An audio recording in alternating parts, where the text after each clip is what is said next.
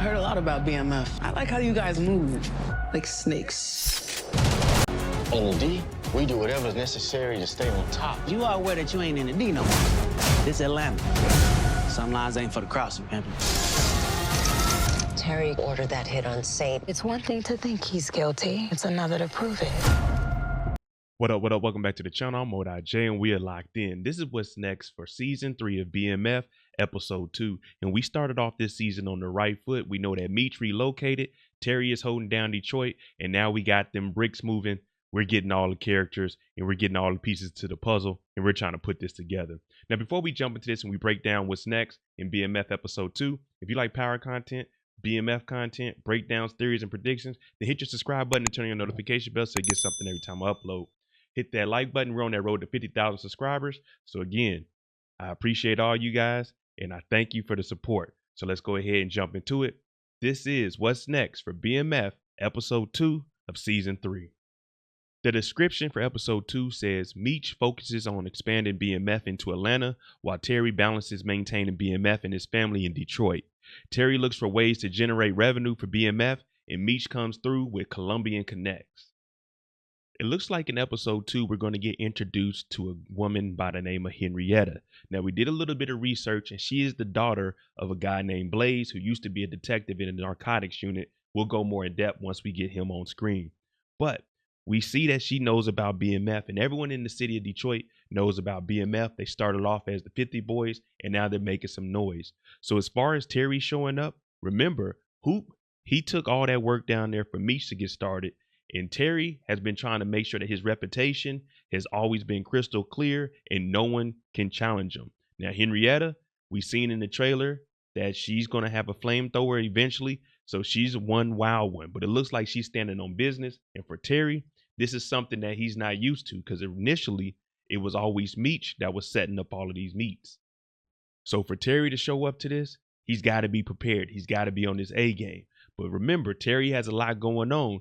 He was just handling everything that went on with Markeisha, her ex-husband, the hitters that was after him. So it's looking like it's going to be very, very dangerous for Terry, but he also wants to build up his own part of the BMF. Remember, in episode 1, he just said that they're getting a restaurant and out with the old, in with the new. So he's making his own connects because he wants to keep this BMF thing going and he wants to be his own boss. Meech is in Atlanta. He's getting schooled. He got Stacks on his side. He got Greeny. There was a shootout. We got the Miami hitters. We got the Miami killers. We got everybody. Techwood. It's a little crazy in Atlanta. But Meech, he's just getting his feet wet. And he paid that 15 up front to Greeny. And then it's going to be 10 moving forward. So at this point, he's trying to figure out, all right, how can we get this? Let's get a ceasefire. Let's everybody eat. Because that's one thing that Meech always wanted. Everybody to get money. We don't have to beef with each other. Let's all get money in our respective territories and let's eat. Now, there's been a lot of action, and that's what I've been expecting to see from BMF. And we got some more choppers. This looks like it's probably some Haitians, some Zoes, the Miami killers. They out here and they own business. That's the word of the day, business. And there's a lot of shooting. Remember, they showed up. Now, they didn't save Meech, but they saved Meech when he was into it with the guys that shot him when they were at the drop and they were trying to pick up Rip. So right now, it's going to be shootings from all different angles. But we also have the Red Dogs out here who are trying to combat all of these crimes, criminals, and drugs to make Atlanta safe for the Olympics. So it's a war zone, but the feds, the police, they out here watching too.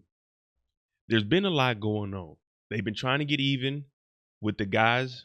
Remy Ransom, they killed Ty Washington. That's Stack's nephew. That's like Meech's brother, cousin, however you want to put it, family member. Well, Meech, they go into one of these houses and they see a body on the ground.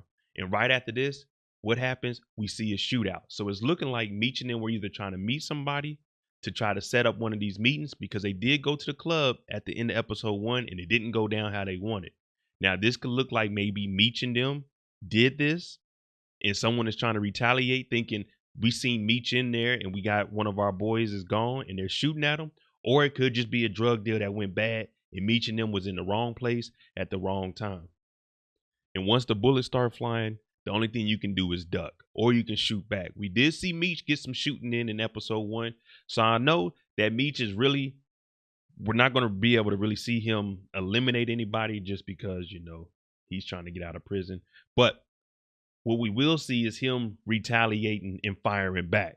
So, like I said, I don't know if this is a drug deal that went wrong or if this was a meeting that he showed up to and somebody else had unalived this gentleman and they're thinking that Meech did it. Either way, we know that Meech, he's got that Thule on him and he's going to be retaliating, trying to get up out of here, because at this point, it's survival and escape. That's the only thing you can do in these type of situations. Terry, he's expanding. This looks like he's finally got the restaurant. But, you know, Detective Jen, she's already been telling people, hey, me and Brian put in all that work on Meech and Terry. So she's like, man, I know he put this hit out there. He had to put this hit out on Saint, even though we know Terry didn't do it. The PA boys, they went and handled that situation for him because Terry is the big dog. He shouldn't be getting his hands dirty in the streets. But Detective Jen and her new partner Ambrose, they're watching. And you hear Ambrose say, we got to make this stick. Now, we can assume anything, but unless we have some pure evidence, then it's going to be hard for us to prove this in a court of law to be able to bring them down. Now, Terry, this restaurant, he got all his boys around. BMF is flourishing, but we're going to have to kind of lay back a little bit because Detroit is still hot. For Detective Jen, her and Bryant, they aren't on the same page. Bryant's son, Kevin, got sent off to juvenile, but she still has a respect for him because of the work that they did. So that's going to be our detective. Remember, every show in the 50 world, we have to have a detective that's really trying to go above and beyond. Now, you match her with Detective Ambrose, who basically separated herself away from her father and all of the family power that she has. She's going to be on these cases also. These two could really be a problem. And we know that the Red Dog crew is down in Atlanta trying to make things out, and they haven't figured out about Meech. But if Detective Jen starts making some calls because they do know that Meech is down in Atlanta, it can get real ugly.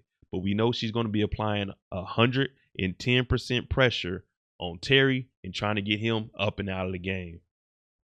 For Terry, he's going to just have to juggle everything he got going on at home. He got Wanda. He got Markeisha. He's trying to move out the house. The parents are in disarray. They're sleeping in separate rooms. And little Nikki just wants to make sure that she doesn't lose her brother like she did with Meech when he moved to Atlanta. So Terry, it's going to be up to you to boss up and run Detroit like you're supposed to. You said out with the old, in with the new. So you're going to have to put your imprint in here, because if not, people going to think it's sweet. Luckily for you, you got the PA boys and you got BMF backing you up so you can efficiently run the organization. All right, there you go. What's next for episode 2? Let me know what you think about Detective Jen and Ambrose. Are they going to be making it tougher for Terry in the streets, especially since he looks like he's linking up with Henrietta? Or is Terry going to be able to figure some stuff out without the help of Meech calling up here every 5 minutes, checking on his little brother? Because it's from the womb to the tomb. Meech is going to make sure that everyone is taken care of, from little Nikki all the way up to his pops Charles, even though these two aren't on the same page. Let me know what you think. Also, rate episode 1. Let me know what you think about that. I'm Mo.J. If you haven't subscribed to the channel, or I said something to make you go, hit that like button, hit that subscribe button. We're on the road to 50,000 subscribers. Make sure you tune in tonight, 2 p.m. Eastern, for On the Clock, the live after show discussion for episode 1, where we break down each individual character. I'm Mo.J. Thanks for watching. I'm out.